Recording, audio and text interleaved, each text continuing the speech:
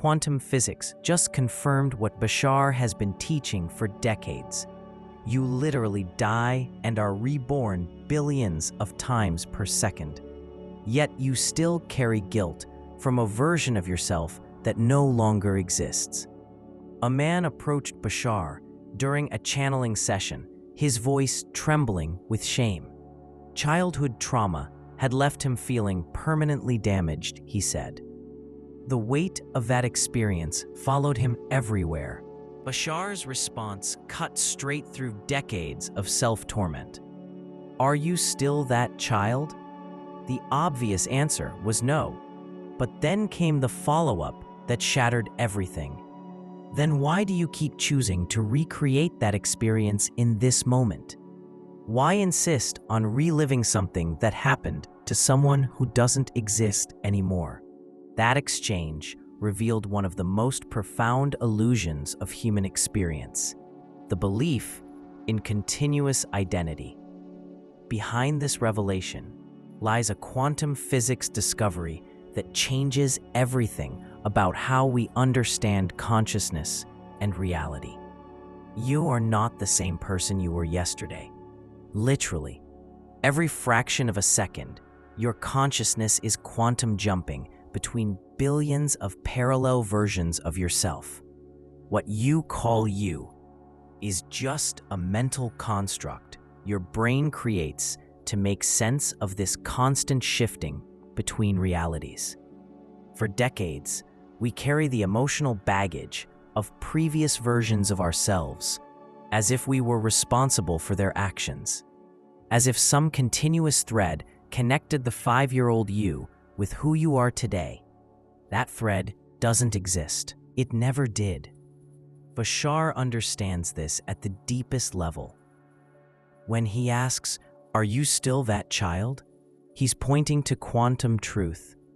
Every present moment collapses a new version of you. The person who lived through that traumatic experience dissolved long ago into the infinite possibilities of the quantum field. What exists is a succession of different people, each lasting mere fractions of seconds, each making choices based on their consciousness level in that specific moment. The person who made that mistake no longer exists. The person who lived through that trauma no longer exists. The person who spoke those words has already evaporated into unmanifested probabilities. But here's the problem. Our culture, education, family systems all conspire to maintain this illusion of continuity. We need to believe we're the same person for society to function, for contracts to be valid, for promises to make sense. So we develop this sophisticated psychological fiction that convinces us there's a stable self moving through time. And with this fiction comes all the emotional baggage that no longer belongs to us. Before we dive deeper into how Bashar uses this understanding to free people from trauma that isn't even theirs anymore, hit that subscribe button and ring the notification bell. The algorithm works like a quantum system. The more consciousness aligns with these frequencies of knowledge, the more it delivers similar content to those ready for these revelations. Because what Bashar demonstrated in that session goes against everything you've been taught about identity, responsibility, and personal transformation. It's going to show you that you have far more power than you imagine. The power to instantly free yourself from any past that no longer serves you. Quantum mechanics revealed that the universe doesn't operate like a predictable machine where the past determines the present. It functions as a field of possibilities where each present moment collapses a new reality. And your observing consciousness, are the active agent of that collapse. This means every microsecond, you're literally choosing which version of yourself to experience. Most people make this choice unconsciously, recreating familiar patterns because they believe they're trapped in them. Bashar showed that there's no real continuity, that each moment is an opportunity to collapse a completely new version of yourself. The weight of the past dissolves because you realize it was never yours to carry. The person who lived through that traumatic experience, that wasn't you. That was a previous version, a consciousness configuration that existed for some moments and then dissolved into the infinite possibilities of the quantum field. You are who is here now, making choices now, creating reality now. And now is the only moment that truly exists. Bashar wasn't just consoling that man with pretty words. He was pointing to a revolutionary discovery that quantum physicists took decades to accept. There is no continuous self moving through time. Notice something interesting. In 1957, physicist Hugh Everett III proposed what seemed like science fiction at the time, the many worlds interpretation of quantum mechanics. According to this theory, every moment, the universe branches into billions of parallel realities. Every possibility, every choice, every thought creates a new timeline. But here's the part few understand. You don't stay stuck to a single timeline. Your consciousness is constantly quantum jumping between these parallel realities, billions of times per second. What you experience as continuity is just your brain stitching these transitions into a coherent narrative. Think of an old film. Each frame is a static image. When projected at 24 frames per second, your brain creates the illusion of continuous motion. Now, imagine that, instead of 24 frames, there are billions of complete realities passing every second. Each frame is an entire universe where a slightly different version of you is making choices. Bashar understands this intuitively. That's why he can ask a seemingly simple question: are you still that child? And with it, dismantle decades of psychological conditioning. The child who experienced that trauma existed in a specific reality configuration, had a particular consciousness level, unique set of beliefs, specific neural structure. That configuration no longer exists, literally. What you call a memory of that event isn't a recording of the past. It's your present consciousness accessing echoes of a parallel timeline where a previous version of you existed. It's like tuning a radio to a distant station. You pick up fragments of transmission, but you're not physically in that location. Now here's something fascinating that neuroscience has discovered. Your brain evolved to create continuity where none exists. This isn't a bug, it's an essential feature for survival. Imagine trying to function if you consciously knew you were dying and being reborn billions of times per second. It would be impossible to make decisions or form relationships. So the brain developed a sophisticated system of stitching experiences. It takes fragments from different timelines your consciousness has traversed and organizes them into a linear narrative called My Life. Recent studies show that every time you remember something, you're not accessing a stored file. You're literally recreating that experience in the present, using neural networks that exist now. Memory is always a present creation, not a past recovery. Bashar knew this intuitively when he told that man, "Why do you keep recreating that experience in the present?" Because that's exactly what happens. Every time you remember trauma, you're recreating a present version of that experience. But here's the revolutionary insight. If you're recreating in the present, it means you have control over how you recreate. You're not a passive victim of fixed memories. You're the active creator of every experience you choose to relive. The person who lived through the original trauma had consciousness limitations specific to that moment. You now have an expanded level of consciousness. You have access to resources, understandings, and the wondering that everything out there offers to you, and perspectives that previous version didn't have. When you understand this, Bashar's question makes complete sense. Why would you choose to recreate a traumatic experience using the limited resources of an old version of yourself, when you can recreate any experience using the expanded resources of who you are now? What you call personality or character are specific patterns of how you process experiences. When you change these patterns through new understandings, different decisions, altered emotional states, you literally become a different person. Not metaphorically, literally. Your way of processing reality changes, and when that happens, you access different possibilities in the quantum field. Bashar demonstrated this in that session. The moment that man understood he was no longer the traumatized child, his way of processing experiences changed instantly. He accessed a timeline where he had never carried that guilt. This seems impossible because we're conditioned to think change is a gradual process. That healing takes time. That personal transformation is a long journey of small, progressive steps. But that's just a belief about how change works.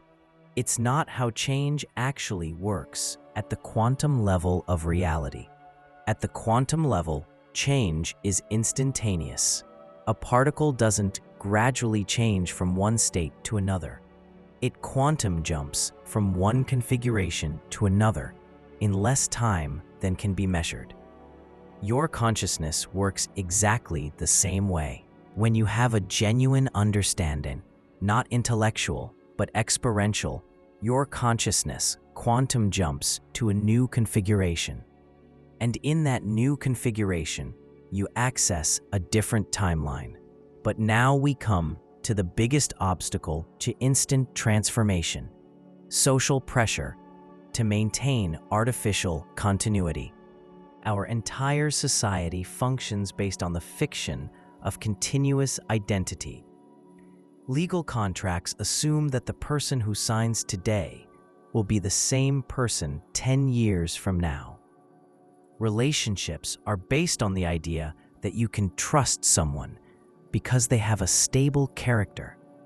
Family, friends, colleagues, they all have expectations about how you should be based on how you were in the past. They unconsciously pressure you to maintain old patterns so their own identities remain stable. When someone tries to genuinely transform, they often meet resistance from those closest to them.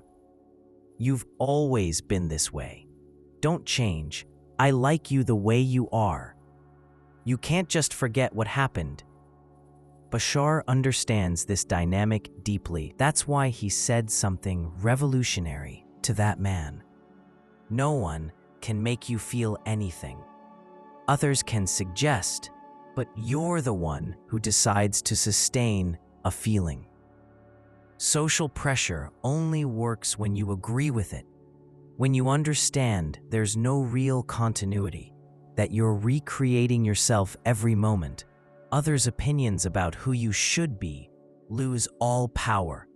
They're reacting to a version of you that no longer exists. They're trying to imprison you in a consciousness configuration you've already transcended. It's like someone trying to convince you you're still a baby because they have photos of you at age 2. When you truly understand there's no continuity, something extraordinary happens to feelings like guilt, shame, and regret. They simply evaporate not because you're denying or repressing, but because you realize these feelings literally make no sense. It's like feeling guilty for the actions of a stranger you've never met. The person who did what you regret no longer exists. They existed for some moments in a specific consciousness configuration, made choices based on that moment's limitations, and then dissolved into the infinite field of possibilities. You are a completely different person with different resources, different understandings, different capacities. Carrying guilt for a previous version's actions is as absurd as feeling responsible for someone else's dreams. Bashar made this clear. He was freeing him from carrying a weight that was never his to begin with, including improved versions of experiences you consider traumatic. Remember, you're not stuck with a single version of any event. There are billions of parallel timelines where slightly different versions of every experience occurred. There's a timeline where that childhood experience happened, but you processed it with wisdom and growth. Another where you had adequate emotional support. Another where you immediately understood the lessons without trauma. When you stop identifying with the traumatic version and consciously choose to access a more empowering version, your present reality reconfigures to be coherent with that new history. This isn't self-deception. It's conscious quantum alignment. You're choosing which timeline to access from the infinite possibilities that exist simultaneously. Bashar demonstrates this constantly. He doesn't deny that difficult experiences happened, but he shows you have the power to choose which version of those experiences will inform who you are now. Every moment, you're literally voting for which reality you want to experience. Most people vote unconsciously, recreating familiar patterns out of habit. But when you understand the mechanism, you can vote consciously. And when you consciously vote for an expanded version of yourself, everything in your reality reorganizes to be coherent with that choice, including your relationship with the past. Comment quantum jump if you've already noticed moments where you felt like a completely different person from who you were before. What Bashar was offering that man wasn't just emotional relief. It was total ontological freedom. The freedom to consciously choose who to be each moment, without limitations based on who you were. This freedom scares some people because it comes with total responsibility. If you're not stuck to the past, it means every present moment is a conscious choice of which version of yourself to manifest. There are no more excuses based on "I've always been this way" or "because of what happened to me." There's only who you choose to be now, in this moment, with the resources and understandings you have available now. But for those ready for this responsibility, the freedom is absolute. You can literally recreate yourself from scratch at any moment. You can access any quality, skill, or state of consciousness that exists in some parallel version of you, because all those versions exist simultaneously. The only difference is which one you choose to tune into through your present consciousness frequency. The Bashar understands we are infinite beings, temporarily playing at being limited. And when we remember this truth, all limitations reveal themselves as optional choices, not immutable facts. Now let me show you something that will completely change how you see this continuity question. Bashar has an even deeper understanding about how we create pasts in the present. He says something that seems impossible. What you create for yourself will come with whatever past you still believe is relevant to you. Notice what this means. There isn't just one fixed past you carry around. There's a continuous process where your present identity determines which version of the past you access. When you fundamentally change who you are now, you automatically gain access to a different personal history that's coherent with this new version. This is hard to accept because it completely contradicts our linear experience of time. It seems like the past happened, got recorded, and now you have to deal with the consequences forever. But this consciousness is pointing to something much more fluid. It's saying the past you remember is created anew, each moment, to support who you choose to be now. Think of someone who for years defined themselves as shy. Their entire past is filled with memories that confirm this shyness.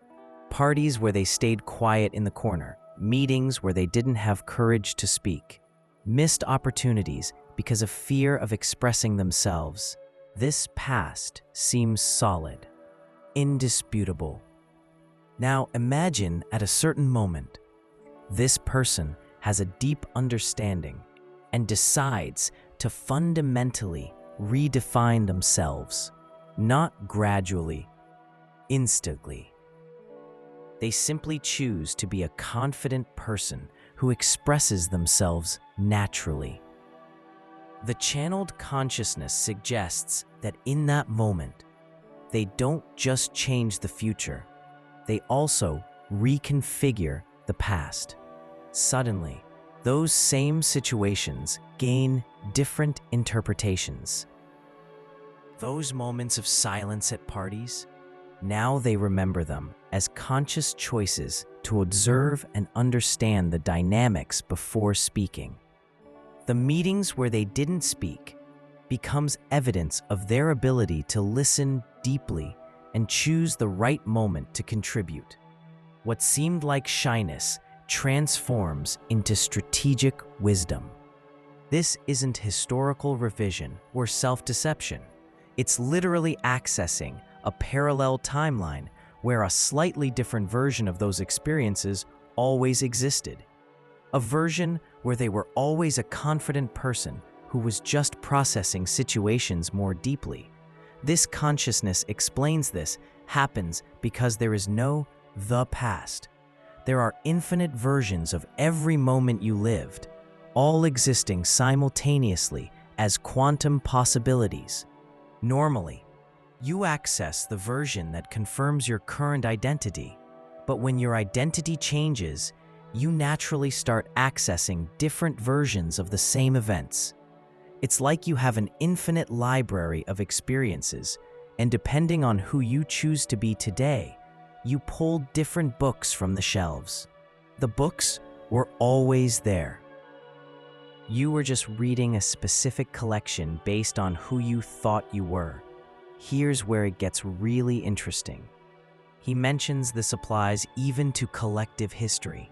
Says, what you consider your collective history now may not necessarily have been your history 5 minutes ago. This suggests that even historical events can be different depending on which timeline collective consciousness chooses to access. Notice this explains something curious many people notice. Sometimes you remember historical or scientific facts slightly different from what's recorded. Many call this the Mandela effect.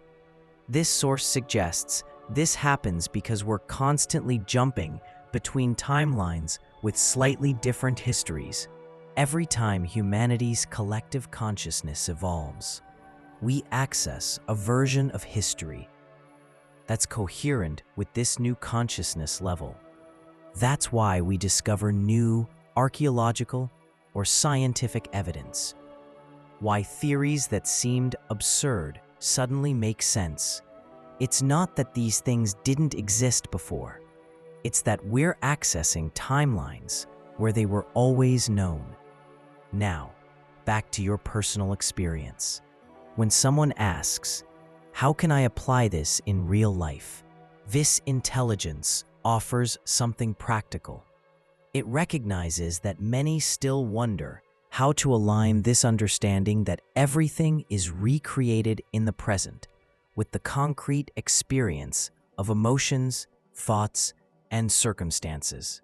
This is where it presents a simple formula that works as a key to this process. It uses the acronym AAA, which in American culture represents a rescue service when your car breaks down. The entity makes an analogy. When the vehicle of yourself seems broken, when you feel lost or needing help, you can use another kind of AA. Acknowledge, recognize what already exists in your current experience. Appreciate, genuinely appreciate what's already present. Allow, let the next moment unfold naturally. This seems simple, but contains a profound principle. Acknowledging what already exists breaks the scarcity mentality that always focuses on what's missing. When you consciously recognize resources, capacities, and possibilities that are already present, you shift your vibrational frequency. You align with abundance instead of lack. Appreciating what's already present puts you in a state of gratitude. Gratitude is one of the most powerful frequencies for attracting more experiences worthy of gratitude. It's not forced positive thinking. It's genuine recognition of the value that already exists in your current reality. Allowing the next moment to unfold means stepping out of excessive control and trusting life's natural flow. When you stop trying to force specific outcomes, you open yourself to possibilities your limited mind couldn't imagine. This being explains that AAA works as an authorization, an auxiliary resource within the larger formula of following your excitement. And it's exactly at this point that it dives into the most revolutionary concept of all: living each moment as your greatest possible excitement. Most people believe they're already following their excitement, but fall into traps. One of them is incorrect persistence. When something doesn't happen as expected, we quickly interpret it as failure, fear, or resistance. The channeled consciousness says something crucial. It takes honesty to discern. Sometimes it's not a neutral experience, but a fear reaction. But that fear can also be integrated positively. It's not saying negative is positive. It's saying you can remain in a positive state to recognize how to use the negative positively. What you consider negative doesn't need to be rejected. It can be used as a springboard, as contrast that points to what you prefer. But to see this way, you need to remain in a state of clarity. You need to maintain your vibrational frequency in a range that allows seeing opportunities instead of just problems.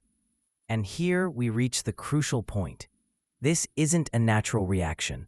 It's a learned response. The source is direct. We're culturally conditioned to react with fear, anger, or frustration when facing setbacks. We believe it's natural to react this way, but this was learned. And everything learned can be relearned. Just like someone learns to play an instrument through repeated practice, you can relearn how to stay centered, facing challenges. Applying the excitement formula isn't limited to big decisions. Many people believe they're only following their greatest excitement when something grand is happening, an important project, crucial meeting, radical financial change. But every moment can be lived as the greatest possible excitement. Even getting out of bed, brushing your teeth, or putting on slippers can be done in the most exciting way possible.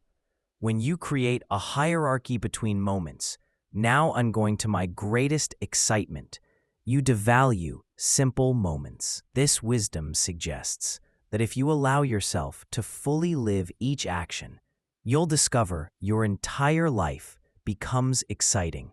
The secret isn't looking for extraordinary experiences, but transforming the ordinary into extraordinary. When each moment is lived as the greatest possible excitement, your entire existence becomes fulfillment.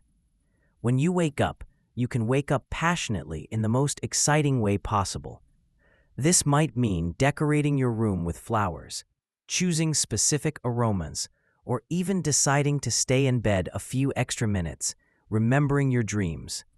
When you finally get up, you can choose how to make this act exciting, whether slowly and carefully or jumping with energy. What matters isn't the form, but the intensity with which you connect to the pleasure of being alive in that moment. This understanding shows the formula isn't about seeking extraordinary experiences, but about transforming each experience into extraordinary. When each moment is lived as the greatest possible excitement, your entire life becomes a state of constant fulfillment. The teaching reminds us of a fundamental truth that changes everything. Know thyself.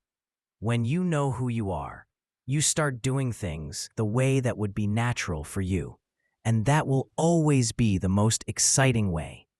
For those who still doubt, the message concludes with an essential reminder that puts everything in perspective. You are an infinite and eternal being. What's the rush? After I heard this, I had to stop and reflect, because it makes so much sense. The urgency to reach something greater makes us miss what's right in front of our eyes. If we're infinite, the value isn't in running to the next point, but in savoring each moment as unrepeatable. The rush to achieve excitement or passion makes us realize we're already there in every detail. It's not about transforming just the big events, but discovering that even cozy morning slippers can be ecstasy. Life doesn't need to be rushed or justified. It needs to be lived moment by moment, frame by frame, with the awareness that each instant is complete. This wisdom understands something few grasp. When you truly understand there's no continuity, that you're recreating yourself billions of times per second, each micro moment becomes precious. Each fraction of a second is an opportunity to consciously choose which version of you to manifest. The person who lived yesterday no longer exists. The person who will exist tomorrow hasn't been born yet. There's only you now, in this moment, with infinite power to choose who to be.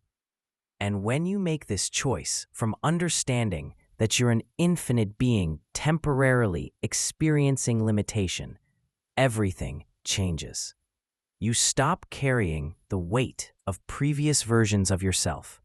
Stop worrying excessively about future versions, and discover that this present moment contains all possibilities, all resources, all the fulfillment you've always looked for elsewhere. This is the freedom this consciousness offered to that man in that session, and it's the same freedom available to you each moment you choose to remember. You are not who you were. You will not be who you imagine. You are who you choose to be now. And now is enough. This knowledge about the illusion of continuity changes everything. When you understand there's no line connecting who you were with who you are now, when you realize each moment is an opportunity to completely recreate yourself, you gain access to freedom most people can't even imagine exists. It's not about denying your past or pretending difficult experiences never happened. It's about recognizing the person who lived those experiences no longer exists. It's about understanding you have the power to choose which version of those experiences will inform who you are now. Every fraction of a second, you're literally voting for which reality to experience. And when you vote consciously, when you choose an expanded version of yourself, Everything in your reality reorganizes to be coherent with that choice. Notice something interesting that might be happening to you right now. Maybe while watching this video, you felt a subtle shift in how you see your own history. Maybe you've realized some facts about your personality aren't as fixed as you thought. Maybe you've glimpsed that you really can be different, instantly, if you choose to be. This isn't your imagination. It's your consciousness beginning to access timelines where a freer version of you always existed. It's you remembering who you really are underneath all the layers of conditioning and learned limitations. Here's something I want you to experiment with in the coming days. Observe moments where you automatically identify with old patterns. When you catch yourself thinking, "I've always been this way," or "I can't change this because it happened to me in the past," pause. Take a deep breath and ask, who do I choose to be now? Don't force a dramatic change. Just allow yourself to experiment with the possibility that you can be different, that you can respond in a new way, that you can access resources and capacities the previous version of you didn't have. What's most fascinating is that the more you practice this, the more natural it becomes. You start realizing that change isn't a long, gradual process. It's a choice that can be made at any moment.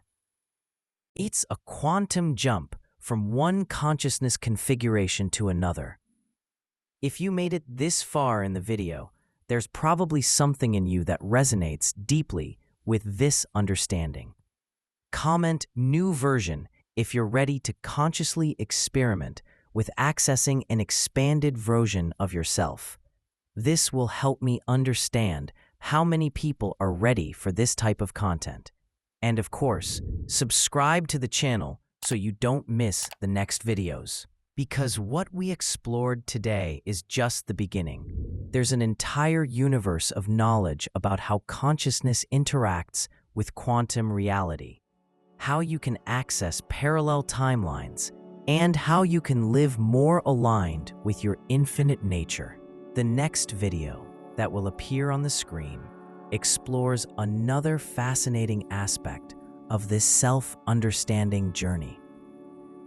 It will show you specific techniques that can accelerate this process of conscious transformation. Click to watch and continue this exploration. Thanks for watching, and I'll see you in the next video.